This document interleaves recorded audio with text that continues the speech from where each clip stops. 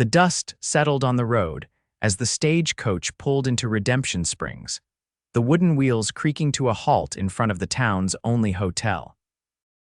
Tessa Shaw clutched her worn leather satchel tightly to her chest as she descended from the coach, her boots touching western soil for the first time in 7 years. The town looked smaller than she remembered, or perhaps the world had simply grown larger during her time away. "Last stop, madam," the driver called, tossing down her trunk with little ceremony. Tessa paid him no mind. Her eyes were fixed on the main street, searching for anything familiar in a place that had once been home. The general store had a fresh coat of paint. The saloon had expanded. The blacksmith's forge smoked steadily at the end of the street. Everything was the same, yet different just as she was. "Need help with that trunk, miss?" a voice called from behind her. She turned, squinting into the late afternoon sun. A tall figure approached, his silhouette crowned by a wide-brimmed hat. As he drew closer, Tessa felt her breath catch. Yates Buchanan. The years had been kind to him. His face was more weathered now, tanned by the relentless western sun, but his eyes remained the same piercing blue she remembered from their youth. His dark blonde hair was longer, brushing his collar as he removed his hat in greeting. "Tessa Shaw," he said, a smile spreading across his face. It was genuine, reaching all the way to his eyes, the only such welcome she'd received since stepping off that coach. "Never thought I'd see you back in Redemption Springs." "Yates," she managed, his name feeling both foreign and familiar on her tongue. "I didn't expect anyone to remember me." His smile widened as he hefted her trunk onto his shoulder with ease. "Some folks are hard to forget, Tess." The way he said her name, the shortened version only he had ever used, sent a flutter through her chest that she hadn't felt in years. She quickly tamped it down. She hadn't come back for this. She hadn't come back for him. "The hotel's still taking guests?" she asked, falling into step beside him. "Sure is. Old Mrs. Peterson's daughter runs it now." Yates glanced sideways at her, planning to stay long. Tessa looked away, her eyes tracking the movement of a tumbleweed rolling down the dusty street. "I've inherited my father's ranch," she said simply. Yates stopped walking, forcing her to turn back to him. "Shaw Ranch, but that place has been abandoned for years, I know." She lifted her chin. "It's still mine." Something flickered in his expression, concern, perhaps, or doubt. "It's not in good shape, Tess. After your father passed, there wasn't anyone to maintain it." "I'm aware of what happens when people leave," she said, more sharply than intended. His expression softened. "I didn't mean it's fine." She resumed, walking toward the hotel. "I've got enough saved to make repairs. I'll manage." "You always did," he said quietly. The hotel lobby was mercifully cool after the heat of the day. "Mrs. Peterson's daughter, Harriet, barely looked up from her ledger as Tessa signed for a room. If she recognized the name, she gave no indication. Yates set the trunk down by the stairs. "I should be getting back to my ranch," he said, settling his hat back on his head. "But if you need anything, I'll be fine," Tessa interrupted, but then softened her tone. "Thank you for the help." Yates nodded, but lingered a moment longer. "Sunday's the town social. Might be a good way to reacquaint yourself with folks." Tessa almost laughed at the suggestion. "I doubt I'd be welcome. You might be surprised." He touched the brim of his hat. "Good evening, Tess." She watched him leave, his spurs jingling softly with each step. Only when the door closed behind him did she allow herself to exhale fully. 7 years ago, she'd fled this town with nothing but her father's disgrace and her own broken heart. She hadn't expected a warm welcome upon her return, and she certainly hadn't gotten one except from Yates Buchanan, the one person she'd most feared seeing again. In her room, Tessa unpacked her few belongings and sat on the edge of the bed. From the window, she could see the distant hills where Shaw Ranch lay. Tomorrow, she would go there and face whatever remained of her father's legacy. Tonight, she would rest and prepare for the whispers and stares that would undoubtedly follow her through town. She hadn't come back for forgiveness or acceptance. She'd come back because there was nowhere else to go. The morning brought a clarity to the mountains that Tessa had forgotten existed in the east. The sky stretched endlessly blue above her as she rode the horse she'd purchased from the livery stable, following the familiar trail to Shaw Ranch. The sight of it, when she finally crested the last hill, stole her breath. The main house stood, though its white paint had long since peeled away. The barn's roof had partially collapsed and the corral fence lay broken in several places. Tall grass had reclaimed fields once tilled for crops. Tessa dismounted slowly, tethering her horse to a post that wobbled when she tested it. This was worse than she'd imagined. Told you it wasn't in good shape. She whirled around to find Yates leaning against a tree, arms crossed over his chest. His horse grazed nearby. "Are you following me?" she demanded, just being neighborly. He pushed away from the tree and approached. "My land borders yours to the north. I was checking fences when I saw you ride up." Tessa turned back to the house. "I knew it would be bad, but this." 7 years of neglect will do that, he said, coming to stand beside her. "But the structure's sound. Good bones. Nothing that can't be fixed with time and hard work." She gave him a skeptical look. "Are you an expert on home repairs now? I've learned a few things." He nodded toward the barn. "Want to see the inside damage?" Against her better judgment, Tessa followed him. The barn smelled of old hay and dust, but was surprisingly intact aside from the roof. Yates pointed out where water had damaged some support beams, but concluded that most could be salvaged. "The house will need more work," he said as they emerged into the sunlight. "Roof's probably got leaks and there might be critters that moved in." "I can handle critters," Tessa said, though her confidence was wavering. The task ahead seemed insurmountable. Yates studied her face. "You're really planning to do this on your own?" "I don't have much choice," he frowned. "Why'd you come back, Tess, after all this time?" She turned away, focusing on the distant mountains. "My aunt passed away. There was nothing for me in Boston anymore. I'm sorry to hear that." "She was the only family I had left after." Tessa trailed off. "After your father," he finished gently. She nodded, unwilling to speak more about it. The scandal had been devastating her father's gambling debts, the stolen money from the town bank where he'd worked, and finally, his suicide when it all came to light. She'd fled town with her aunt the day after the funeral, unable to bear the accusations and judgments. "People have short memories," Yates said, as if reading her thoughts.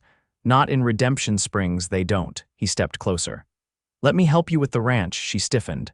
"I didn't ask for charity. It's not charity, it's—" He paused, seeming to choose his words carefully. "Consider it a business arrangement. I could use more grazing land for my cattle. You've got more land than you can work alone. We could strike a deal." Tessa wanted to refuse outright, but practicality won out. "What sort of deal?" "I help you get the ranch in working order. In exchange, I get to graze my cattle on your north pasture until you're established." It was reasonable, almost too reasonable. "Why would you do this?" Yates's expression turned serious. "Because despite what you might think, not everyone in town blamed you for your father's mistakes. Some of us missed you when you left." The sincerity in his voice made something inside her chest ache. "I'll think about it," she said finally. He nodded, seemingly satisfied with that response. "I've got to get back, but I'll be around tomorrow if you want to talk more." He mounted his horse with practiced ease. "And Tess, that Sunday social I mentioned, it still stands. Might do you good to see that not everyone's against you." With that, he rode off, leaving Tessa alone with her dilapidated ranch and the unwelcome fluttering in her chest whenever Yates Buchanan was near. She spent the rest of the day taking inventory of the ranch's condition, making lists of repairs needed, and estimating costs. By sunset, the magnitude of the work ahead had settled heavily upon her shoulders. As she rode back to town, she grudgingly admitted to herself that she couldn't do this alone. Tessa hadn't planned on venturing into the saloon, but the hotel room felt confining after a day in the open air. She needed a drink and a meal that wasn't hotel fare. The moment she pushed through the batwing doors, however, the conversations dimmed and heads turned in her direction. She lifted her chin and walked to the bar, ordering whiskey with as much dignity as she could muster. The bartender, a man she didn't recognize, served her without comment, though his eyes lingered on her face a moment too long. "Shaw girl, ain't ya?" he finally asked. "I am," she replied, meeting his gaze steadily. He nodded once. "Heard you were back." Then he moved away to serve another customer, leaving Tessa to wonder how quickly news traveled in a town she'd thought had forgotten her. She found a small table in the corner and sat with her back to the wall. a habit she'd developed in the rougher establishments of Boston, where a woman alone invited unwanted attention. She was halfway through her whiskey when the saloon doors swung open again and Yates walked in. His eyes found her immediately, as if he'd known exactly where to look. Without hesitation, he made his way to her table. "Mind some company?" he asked. She gestured to the empty chair across from her. "It's a free country," he sat, signaling to the bartender for a drink. "How was the rest of your inspection?" "About what I expected." She took a sip of whiskey. "I might need to reconsider your offer." A smile tugged at the corner of his mouth. "That right. Don't look so pleased. It's a business arrangement like you said, of course." The bartender delivered his whiskey and Yates raised it slightly. "To new beginnings." Tessa hesitated, then clinked her glass against his. "To practical solutions," she countered. He chuckled. "Always were stubborn, determined," she corrected. "That too." They fell into silence, but it wasn't uncomfortable. Tessa found herself studying him covertly. At 31, if she remembered his age correctly, Yates had grown from the young cowhand she'd known into a man who carried himself with quiet confidence. His ranch must be doing well. His clothes, while practical, were of good quality. "Your ranch prospered," she observed. He nodded. "Took time and luck and a lot of help." "From who?" "Friends, neighbors," he paused. "Your father actually in the beginning." Tessa's head snapped up. "My father, he loaned me the money for my first cattle drive." Yates's expression turned solemn. "I paid him back with interest, but without that initial trust I might not have made it." She absorbed this information, turning it over in her mind. "Why didn't you tell me this yesterday?" "Didn't seem relevant to your current situation." "It changes things." He raised an eyebrow. "How so?" "It means you're not helping me out of pity. You're repaying a debt." Yates leaned forward. "I paid my financial debt to your father years ago, Tess. If I'm helping you now, it's because I want to, because—" He trailed off, seeming to reconsider his words. "Because what?" she pressed. "Because I remember a time when we were friends, before everything fell apart. Friends." The word didn't quite capture what they'd been to each other, but it was close enough. "That was a long time ago. Not so long that I've forgotten." Something in his tone made her look up. His blue eyes held hers with an intensity that made her breath catch. For a moment, she was 18 again, standing in the moonlight with Yates, his hand warm against her cheek as he promised to wait for her, no matter how long her visit to Boston lasted. But that was before the telegram came calling her home. Before her father's shame and death. Before she decided never to return, Tessa broke the gaze first. "I should go. It's getting late." He didn't try to stop her as she stood, but his voice followed her to the door. "I'll be at your ranch tomorrow morning, 8 o'clock, bringing some tools and lumber to start on that barn roof." She paused, then nodded without turning back. 8 o'clock, she agreed. The night was cool as she walked back to the hotel, stars blazing overhead in a way they never did in Boston. Despite herself, Tessa felt a knot of tension in her chest begin to loosen. Perhaps coming back hadn't been a mistake after all. True to his word, Yates arrived at 8 the next morning with a wagon loaded with supplies. He wasn't alone. 2 young men accompanied him, introduced as ranch hands from his property. "Hope you don't mind the extra help," Yates said. "Figure we can get more done this way." Tessa, who had spent the morning clearing debris from the house's front porch, wiped her hands on her skirts. "As long as they're on your payroll, not mine." "They are." He jumped down from the wagon and surveyed her work. "Making progress already, I see." "I started at dawn," she gestured to the house.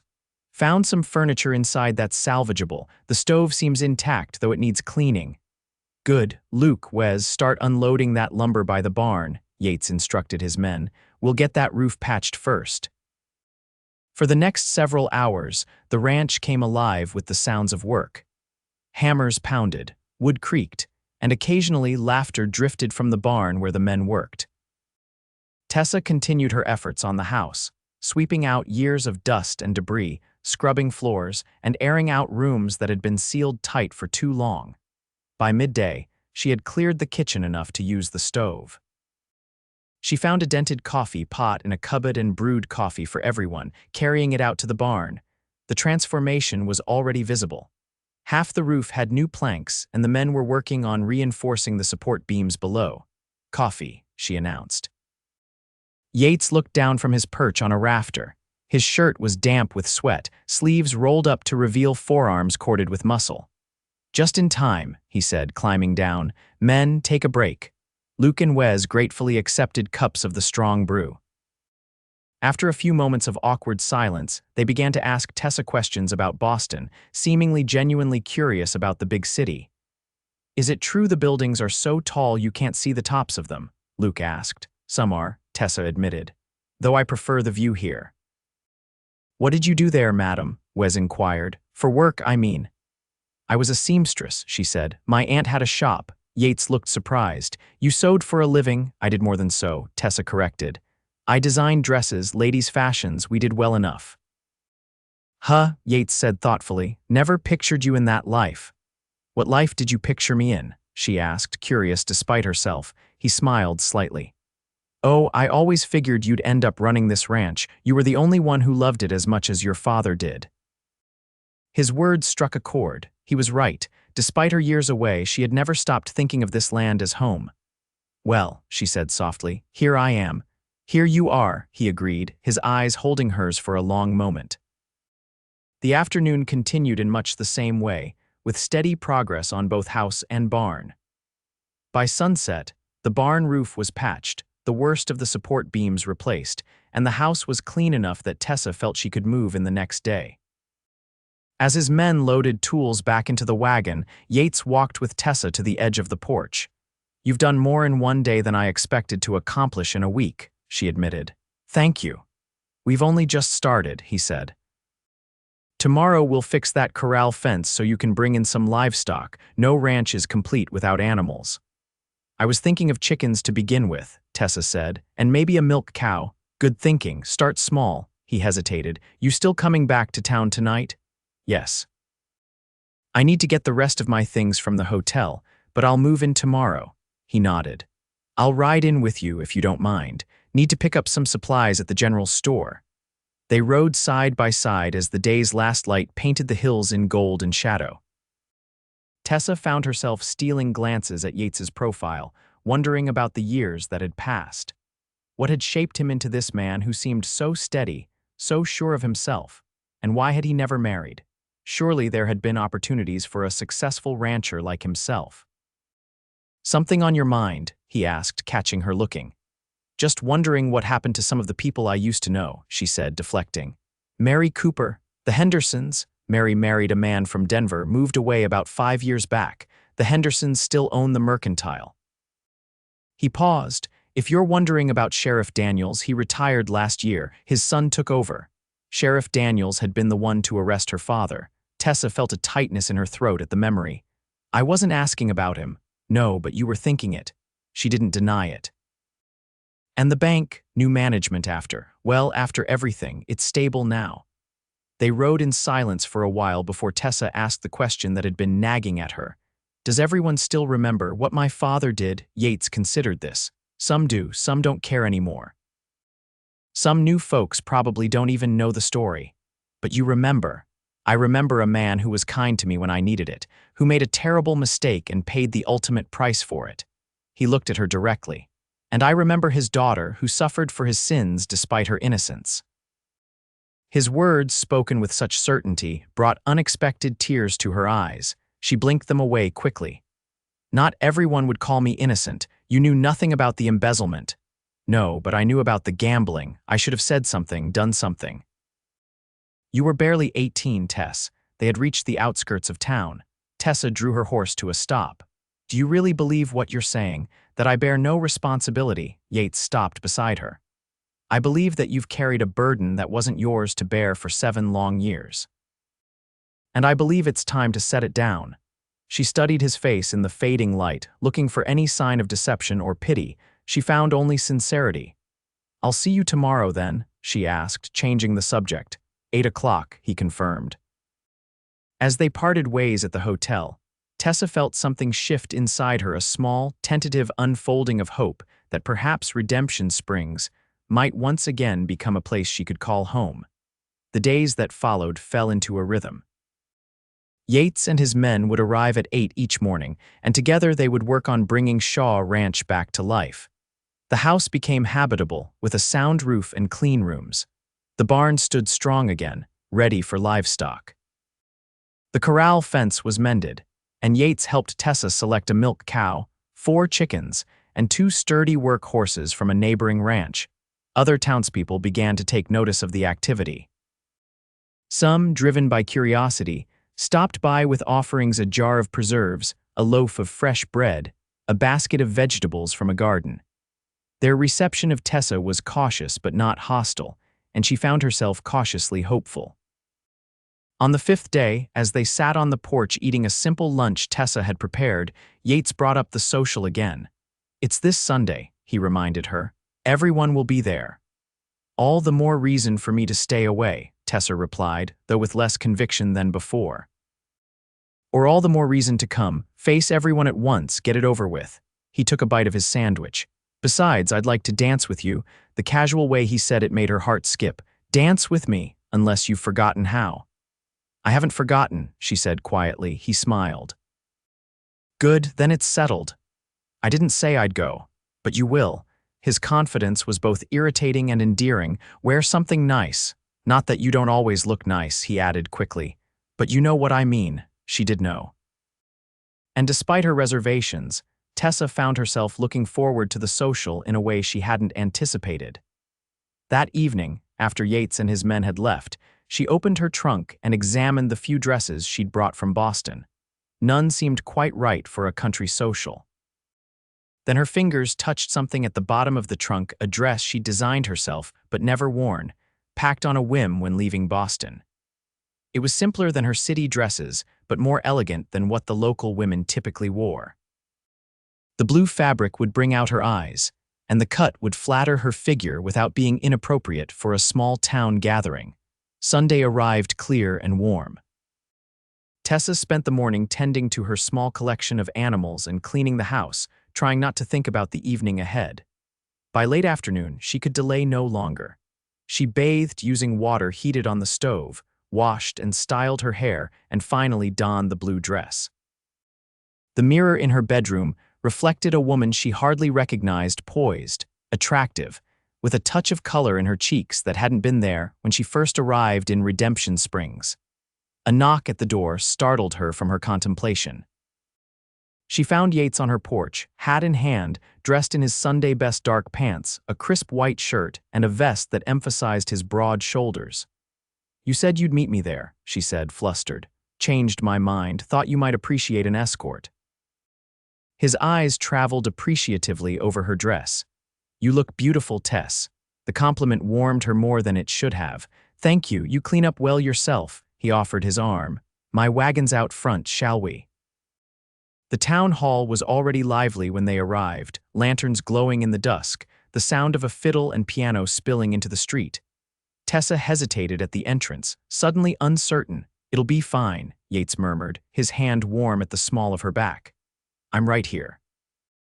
They entered together, and for a moment, Tessa felt the weight of eyes turning their way. Conversations paused, and she steeled herself for rejection. But then the music continued, conversations resumed, and while there were certainly curious glances, there was no open hostility. Harriet Peterson approached first, offering a tentative smile. "Miss Shaw, good to see you out. Can I get you some punch?" "That would be lovely, thank you," Tessa replied, surprised by the friendly gesture. More people came by as the evening progressed, some offering condolences on her aunt's passing, others commenting on the visible improvements at Shaw Ranch, a few simply making polite, small talk. It wasn't the warm embrace of old friends, but neither was it the cold shoulder she had feared. Through it all, Yates remained at her side, making introductions where needed, smoothing over awkward moments, his steady presence a comfort she hadn't known she needed. When the band struck up a lively tune, he turned to her. "I believe I was promised a dance." "Actually, I believe you promised yourself a dance," she corrected, but placed her hand in his nonetheless. He led her onto the floor with confidence, his hand settling at her waist as they joined the other couples.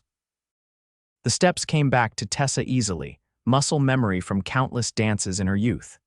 What she hadn't been prepared for was the feeling of Yates's hand in hers, the warmth of his body so close, the way his eyes never left her face as they moved together. "You're staring," she said softly. "Hard not to," he replied. "Been waiting a long time to dance with you again." The honesty in his voice caught her off guard. "Yates, last time we danced was at the Harvest Festival, fall of '68, he continued. "You were wearing a yellow dress, had flowers in your hair. You remember that?" His expression turned serious. "I remember everything about you, Tess." The music changed to a slower waltz. Couples around them drew closer, and Yates's arm tightened slightly around her waist. "Is this all right?" he asked. She nodded, unable to find her voice. They swayed together, bodies closer than propriety strictly allowed, but not so close as to cause scandal. Tessa felt dizzy with the nearness of him, with memories long suppressed, with feelings she had believed buried. "I wanted to come after you," Yates said suddenly, his voice low enough that only she could hear. "When you left with your aunt, I wanted to follow you to Boston." Tessa's heart hammered in her chest. "Why didn't you?" "Your aunt's letter. She wrote to me, said you needed time and space. That coming after you would only make things harder." His eyes searched hers. Was she right? The question hung between them, heavy with implications. "I don't know," Tessa answered honestly. "I was so angry then, so ashamed, I'm not sure I would have welcomed you. And now." The music was ending, couples around them beginning to separate. But Tessa couldn't move, caught in the intensity of his gaze, in the question that asked for more than just her opinion on past events. "Now," she said carefully, "I think I'm glad you're here." It wasn't everything he might have wanted to hear, but it was the truth. And from the way his expression softened, it was enough for now. The remainder of the evening passed in a blur of conversation, more dancing, and increasingly comfortable interactions with the townspeople. By the time Yates was helping her into his wagon for the ride home, Tessa felt a lightness she hadn't experienced in years. "That wasn't so terrible, was it?" he asked as they set off down the moonlit road. "No," she admitted. "It was actually nice. Told you people have short memories.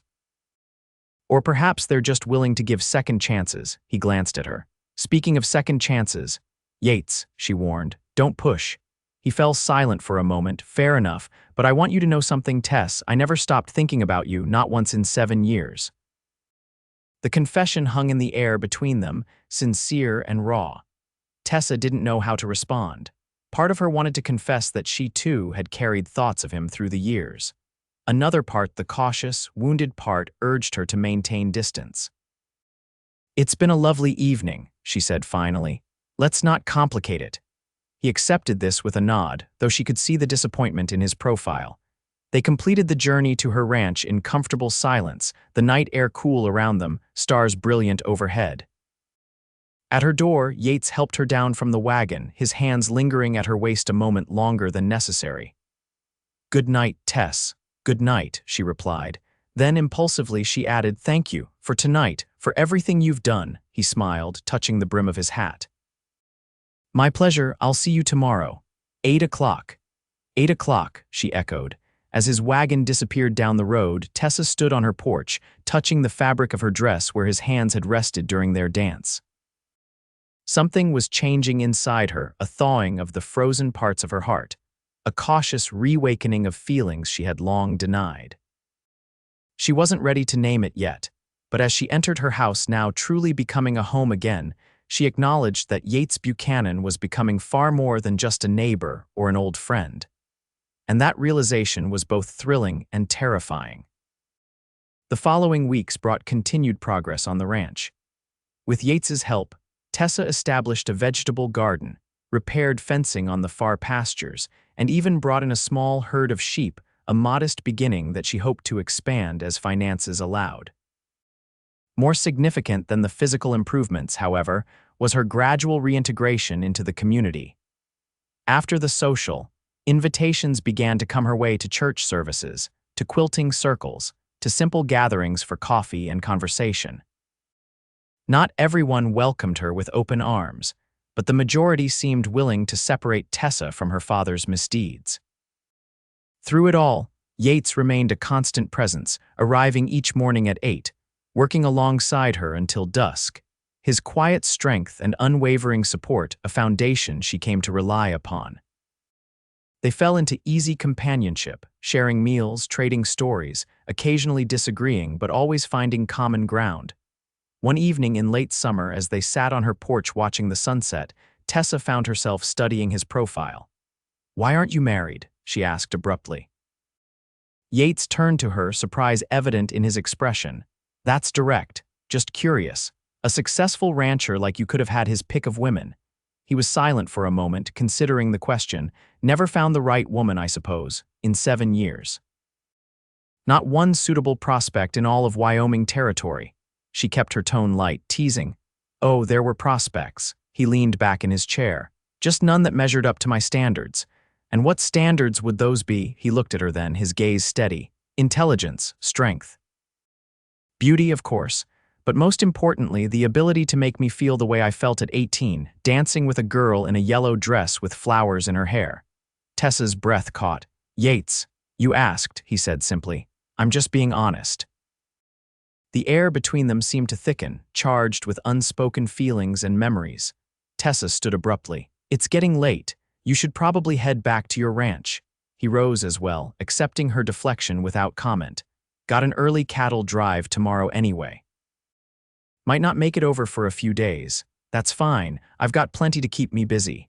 She walked him to his horse, maintaining a careful distance. "Good luck with the drive." "Thanks." He mounted up, then paused, looking down at her. "Tess, I didn't mean to make you uncomfortable." "You didn't," she lied. His smile told her he saw right through her. "Yes, I did, but that's all right. Some truths need saying, even if the timing's not perfect." With that, he rode off, leaving Tessa to wonder what other truths remained unspoken between them. 3 days passed without Yates's presence, the longest they'd been apart since her return to Redemption Springs. Tessa kept busy with ranch work, but found herself frequently glancing toward the north, where his property lay. The house seemed quieter, the days longer without his company. On the 4th day, a storm rolled in from the mountain's dark clouds piling high, wind whipping through the valley with increasing ferocity. Tessa secured the animals in the barn and battened down everything that might blow away, then retreated to the house as the first heavy drops began to fall. By nightfall, the storm had become a deluge. Rain lashed at the windows, and thunder cracked overhead with such violence that the house seemed to tremble. Tessa sat by the fire she'd built in the main room, a shawl wrapped around her shoulders, trying to focus on mending rather than the storm's fury. A pounding at the door startled her so badly that she pricked her finger with the needle. Rising cautiously, she called out, "Who's there?" "Tess, it's me," came Yates's voice, barely audible over the storm. She flung open the door to find him drenched to the skin, water streaming from his hat and coat. "Yates, what in heaven's name? Creek's flooding," he said, stepping inside. "Your lower pasture's at risk, thought you should know." "You rode through this storm to tell me that." She closed the door against the howling wind. "Couldn't send a telegram," he said with a weak attempt at humor, removing his dripping hat. "You're soaked through, you'll catch your death." Tessa bustled around, taking his coat, bringing a towel, stoking the fire higher. "Sit down before you collapse." He didn't argue, sinking into a chair by the fire. In the flickering light, she could see exhaustion written on his face. "How bad is the flooding?" she asked, handing him the towel. "Bad enough. Creek's overflowed its banks about a half-mile down, water's rising fast." He rubbed the towel over his hair. "Your sheep should be safe on the high ground, but I was worried about the house. We're on a rise, should be all right unless the rain continues for days." She studied him with concern. "You didn't have to come all this way in such conditions." "Yes, I did." He looked up at her, his expression serious despite his bedraggled appearance. "Couldn't bear the thought of you facing this alone." The simple honesty of his words struck her deeply. This man had ridden through a dangerous storm, not because her property was at serious risk, but because he couldn't stand the idea of her being afraid and alone. "You need dry clothes," she said, her voice not quite steady. "Wait here." In her bedroom, Tessa rummaged through a trunk until she found what she was looking for, a set of her father's old clothes that she'd kept. They would be a bit small for Yates, but better than his soaked garments. When she returned, he had removed his boots and was standing closer to the fire, steam rising from his damp shirt. "These were my father's," she said, holding out the bundle. They might fit well enough until your clothes dry. He accepted them with a grateful nod. Mind if I? He gestured toward the adjacent room. Of course, go ahead. While he changed, Tessa put water on to boil for coffee, trying to steady her nerves. The situation felt oddly intimate. Yates in her home late at night, changing into her father's clothes, the storm isolating them from the rest of the world. When he emerged, the sight of him in her father's old flannel shirt and pants brought an unexpected lump to her throat. The shirt strained slightly across his shoulders and the pants were a bit short, but he looked comfortable and, most importantly, dry. Better, she asked. Much. He returned to the fire. Thank you. She handed him a cup of coffee. You'll have to stay until the storm passes. It's too dangerous to ride back tonight. If you're sure it's no imposition, don't be ridiculous. I'm not sending you back out in that. As if to emphasize her point, lightning flashed, immediately followed by a tremendous crack of thunder that made them both jump. Yates smiled slightly. Guess that settles it. They sat before the fire, listening to the storm rage outside. Tessa found herself studying him covertly, the way the firelight played across his features, the strength evident in his hands as they cradled the coffee cup, the quiet confidence he exuded even in these unusual circumstances. How was your cattle drive? She asked, breaking the comfortable silence. Successful, got a good price at market. He took a sip of coffee. Been thinking about expanding next season, maybe partnering with a neighboring ranch to increase the herd size. Sounds ambitious. I've always had big dreams. His eyes met hers. Still do. Something in his tone made her heart beat faster. She looked away, focusing on the fire. Dreams are important. What about you, Tess? What are your dreams now that you're back? The question caught her off guard. She'd been so focused on survival, on rebuilding, that she hadn't allowed herself to think beyond the immediate future. I suppose, to make this ranch profitable again, to restore my family name if that's even possible. And beyond that, personal dreams, she hesitated. I don't know. For so long, my dream was simply to escape the past, now that I'm facing it instead. She trailed off, uncertain how to continue. Maybe new dreams will come, he suggested gently. Their eyes met, and in that moment, Tessa felt the barriers she'd constructed around her heart begin to crack. The way he looked at her as if she were precious, as if he saw beyond her flaws and fears to something worthy underneath, made her feel both vulnerable and strangely powerful. Perhaps they already have, she said softly. Outside, the storm continued unabated, but inside the small house, something shifted between them, a recognition, an acknowledgement of feelings too long denied. Yates reached across the space between their chairs, his hand covering hers. His touch was warm, slightly calloused from years of ranch work, and utterly comforting. Tessa didn't pull away. I've missed you these past few days, he admitted. I've missed you too, she replied, the truth slipping out before she could stop it, his fingers interlaced with hers. Tess, I need to ask you something, and I want an honest answer. She nodded, not trusting her voice. Is there any chance, any at all, that you might someday feel for me what I feel for you? The directness of the question made her breath catch. What do you feel for me, Yates? Everything, he said simply. I love you, Tessa Shaw. Never stopped, not for one day since we were young. Coming back to find you gone was the worst day of my life, and seeing you step off that stagecoach 2 months ago was the best. Tears sprang to her eyes at his declaration.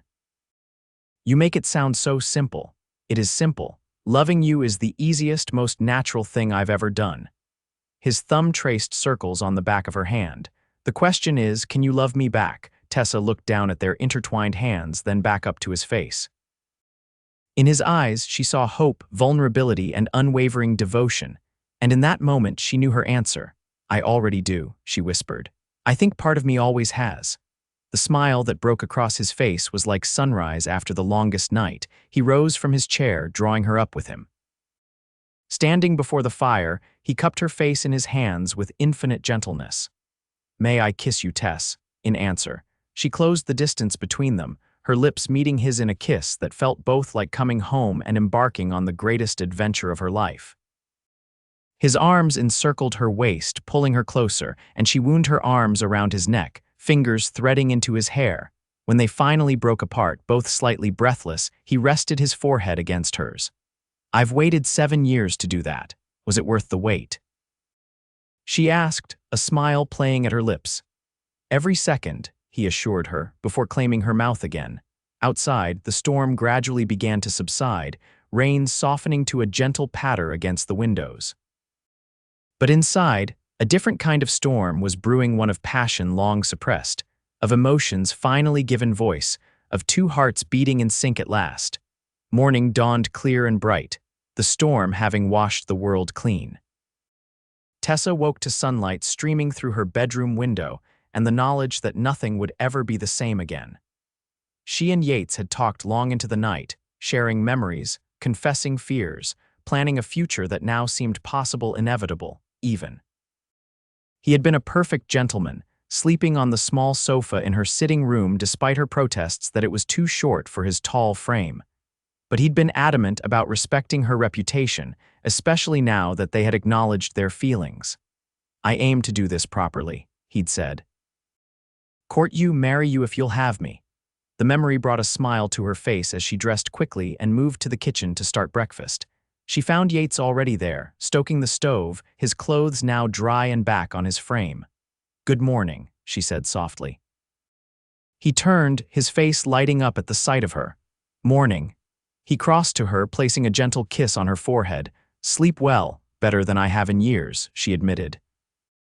They worked together, preparing a simple breakfast, moving around the kitchen with an ease that suggested they'd been doing it for years, rather than minutes.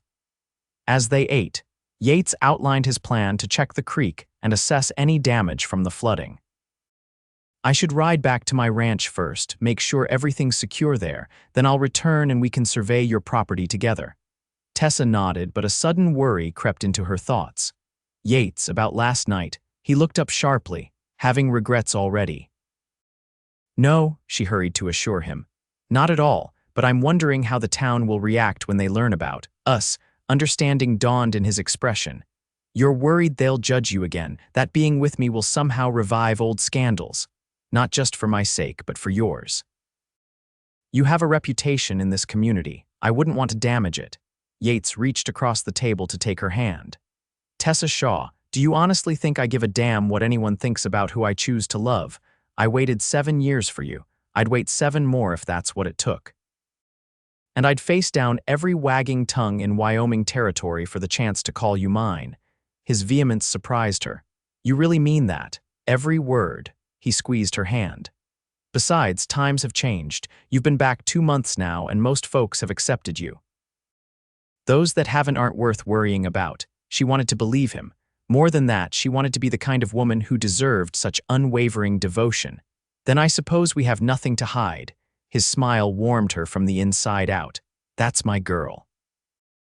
The days that followed brought both challenges and joys.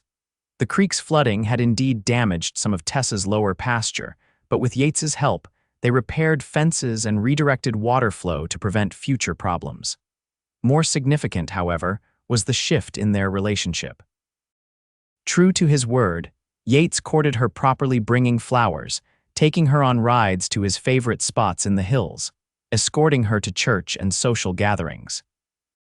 They faced some raised eyebrows and whispered comments, but as he had predicted, most people accepted their courtship with little fuss.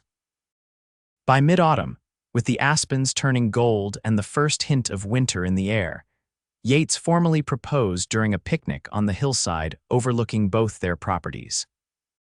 "I had a whole speech prepared," he said, dropping to one knee before her, "but looking at you now, with the sunlight in your hair and that smile on your face, I find I can't remember a word of it." Tessa laughed, her heart so full she thought it might burst. "Then speak from the heart instead." He took her hands in his. "Tessa Shaw, I have loved you for what feels like my entire life. These past months with you have been the happiest I've ever known. I want to build a life with you, joining our ranches, raising a family, growing old together. Will you marry me?" "Yes," she said without hesitation. "Yes, Yates Buchanan, I will marry you." He slipped a ring onto her finger, a simple gold band with a small diamond that caught the autumn light. "It was my mother's," he explained. "She made me promise to give it only to the woman who captured my heart completely." Tessa admired the ring, then leaned forward to kiss him, pouring all her love and joy into the gesture. When they parted, she rested her forehead against his. "When?" she asked simply. "As soon as possible," he replied with a grin. "Unless you want a grand affair that takes months to plan." She shook her head. "Nothing grand, just us, a preacher, and whatever friends wish to attend." They set the date for the first weekend in December, enough time to prepare, but not so long that they would have to endure a lengthy engagement. The news of their betrothal spread quickly through Redemption Springs, met largely with congratulations and well wishes. Harriet Peterson offered the hotel's dining room for the reception. Mary Cooper, back from Denver for a visit, helped Tessa design and sew her wedding dress. Even Sheriff Daniels's son stopped by the ranch to offer his congratulations, a gesture of reconciliation that brought tears to Tessa's eyes. As the wedding day approached, Tessa found herself reflecting on the journey that had brought her to this point. 7 years ago, she had fled Redemption Springs in shame and heartbreak, certain she would never return. Now, she stood on the cusp of a new life filled with love and possibility, in the very place she had once abandoned. The night before the wedding, as snow began to fall gently outside her window, Tessa wrote a letter to her aunt not to send, for there was no one to receive it, but as a way to honor the woman who had sheltered her during the darkest period of her life. "Dear Aunt Margaret," she wrote, "tomorrow I marry the man I love in the town where I was born. I wish you could be here to see it. You once told me that time heals all wounds and that someday I would find peace again. You were right, though the path was longer and more winding than either of us could have imagined. Yates is everything I could wish for in a husband: kind, strong, steadfast. He sees me for who I truly am, not for the sins of my father or the mistakes of my past. With him, I have found not only love, but acceptance and belonging. The ranch flourishes under our combined care. Next spring, we plan to expand the herds and possibly build a larger house where the properties meet." Yates speaks of children with such hope in his eyes that I cannot help but share his vision of our future. "I am happy, Aunt Margaret, truly happy in a way I never thought possible again, and while I miss you dearly, I carry your wisdom with me always. Thank you for sheltering me when I needed it most, and for giving me the strength to eventually find my way home." She signed the letter and placed it in a small cedar box that had belonged to her mother, alongside other treasured mementos. Tomorrow would begin a new chapter in her life, but she would carry the lessons of the past with her always. The wedding day dawned bright and cold, the world outside transformed by a blanket of pristine snow. Tessa dressed with Mary's help, the simple white gown adorned with delicate lace at the collar and cuffs. Her dark hair was swept up, with a few curls left to frame her face. "You look beautiful," Mary said, adjusting the small wreath of winter berries and evergreen that served as Tessa's headpiece. "Yates won't know what hit him." Tessa smiled, a flutter of nervous anticipation in her stomach. "Do you think my parents would be proud if they could see me today?" Mary squeezed her hand. "Without a doubt, your mother would be weeping with joy, and your father." She paused. "He made mistakes, Tessa, but he loved you more than anything in this world. He would be so happy to see you found your way back home, and to such a good man." The church was filled with familiar faces when Tessa arrived. She paused at the entrance, taking a deep breath before beginning her solitary walk down the aisle. There was no one to give her away a fact that had troubled her briefly, until Yates pointed out that she had always been her own woman, beholden to no one, and there was something powerful about her choosing to come to him of her own accord. Now, as she took her first steps toward the altar where he waited, Tessa felt the rightness of this decision. She was not being handed from one protector to another.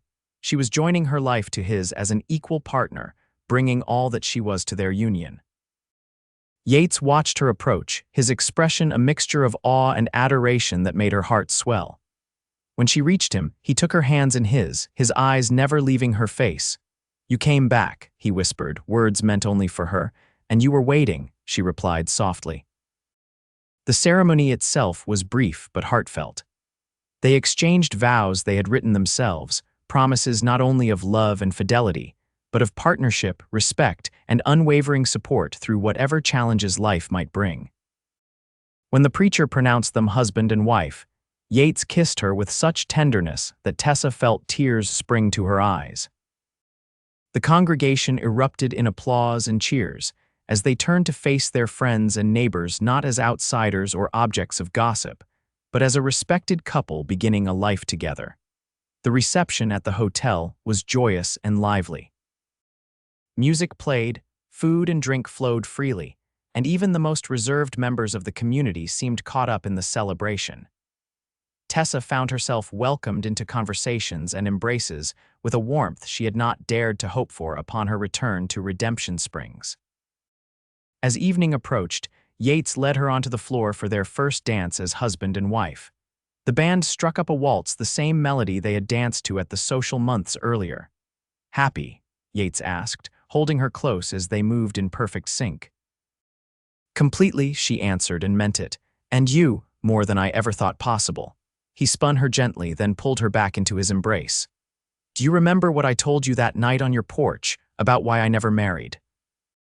"You said no woman measured up to your memory of me," she recalled, "and the reality is even better than the memory." He pressed a kiss to her forehead. "I love you, Mrs. Buchanan." The name, her new name, sent a thrill through her. "I love you too, and I always will." Later that night, as they rode through the moonlit snow toward Yates's ranch now, their ranch, Tessa looked out over the landscape she had once fled and now called home again. The pain and shame that had driven her away seemed distant now, overshadowed by the love and acceptance she had found upon her return. She thought of the stagecoach that had brought her back to Redemption Springs, of the uncertainty and fear she had felt stepping onto that dusty street. And she remembered the first friendly face she had seen Yates, approaching with a smile, the only one who had looked genuinely pleased to see her.